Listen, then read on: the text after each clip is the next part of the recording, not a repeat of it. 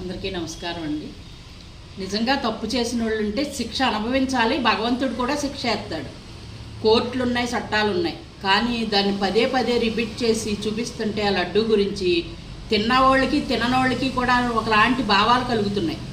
అక్కడ హిందూ ధర్మం దెబ్బతింటుంది, ఈ దేవాలయాలకి ఇబ్బంది కలుగుతుంది.